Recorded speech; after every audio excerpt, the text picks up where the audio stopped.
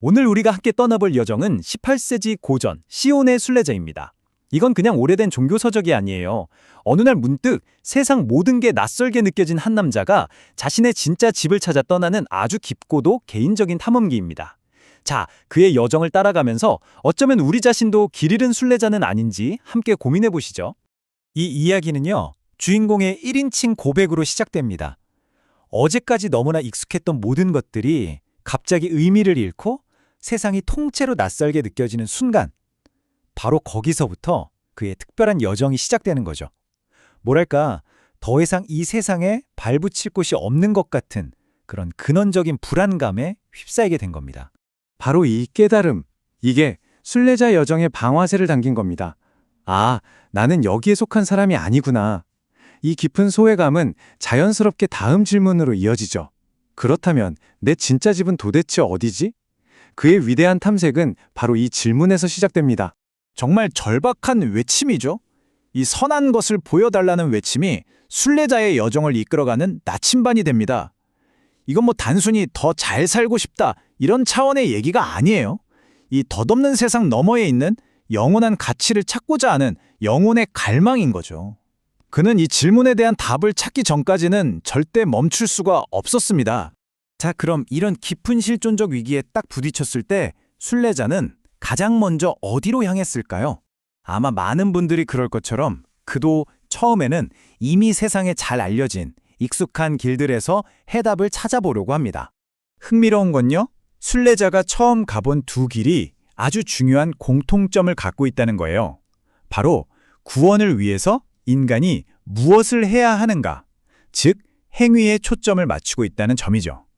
한쪽은 착한 일을 하면 된다는 도덕의 길이었고, 다른 한쪽은 정해진 종교의식을 잘 따르면 된다는 의식의 길이었습니다. 그런데 순례자는 이 도덕의 길이 뭔가 근본적으로 부족하다고 느꼈어요. 왜냐하면 이건 사람들끼리 착하게 지내는 것에만 집중할 뿐 정작 하나님과의 직접적인 관계는 완전히 무시하고 있었기 때문이죠. 선하게 사는 게 신앙의 전부는 아니었던 겁니다. 그래서 다음으로 찾아간 곳이 아주 경건해 보이는 한 가족이었어요. 그는 처음엔 그 가족이 하는 대로 종교적인 의무들을 열심히 따라해봤습니다. 하지만 곧 깨달았죠. 그 모든 행동들이 아무런 영적인 알맹이 없이 그저 텅 빈 꺽지기에 불과하다는 걸요. 바로 이 지점에서 순례자는 결정적인 깨달음을 얻게 됩니다. 아, 내가 지금까지 찾아다녔던 두 길 모두 겉모습, 즉 모양만 그럴싸했구나. 내가 진짜 갈망하던 내면의 영적인 힘, 그 능력은 어디에도 없었구나. 겉모습만으로는 절대 충분하지 않았던 거죠. 두 가지 길 모두에서 공허함만 느끼고 완전히 절망에 빠졌을 때 순례자는 이야기의 흐름을 완전히 바꿔놓을 새로운 사람들을 만나게 됩니다.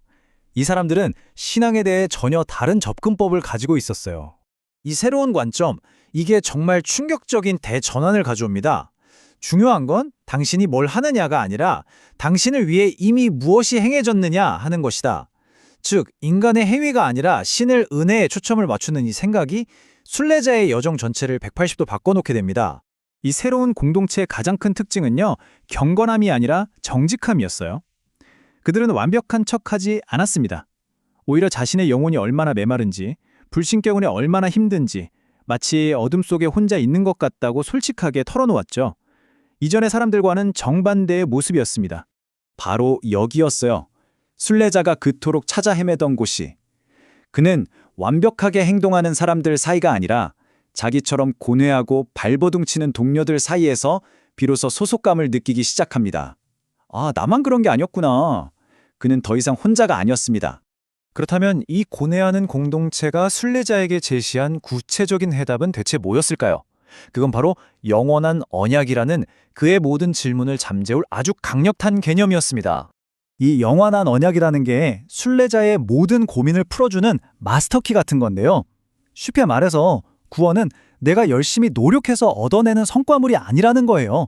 그게 아니라 이 세상이 만들어지기도 전에 이미 약속된 하나님의 일방적이고 완전한 선물이라는 개념입니다.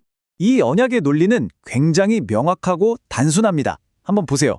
첫째, 문제는 인간 스스로는 절대 구원받을 수 없다는 겁니다. 둘째, 그래서 해결책으로 대속자가 나타나 우리 대신 모든 책임을 집니다. 셋째, 하나님이 이 해결책을 공식적으로 인정하고 약속으로 보증해 주시죠. 그 결과 넷째, 구원은 우리가 일해서 받는 월급이 아니라 거저 받는 은혜의 선물이 되는 겁니다. 바로 이 지점의 이야기의 클라이맥스죠. 순례자의 머릿속에서 아 하는 소리가 들리는 것 같지 않으세요?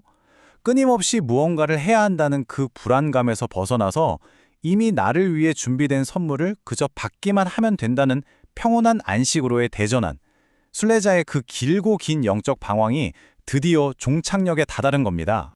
좋습니다. 이제 마지막 부분입니다. 이 새로운 깨달음이 순례자의 실제 삶, 특히 그가 고통을 바라보는 관점을 어떻게 완전히 바꿔놓는지 한번 살펴보겠습니다. 여러분께 질문을 하나 던져볼게요.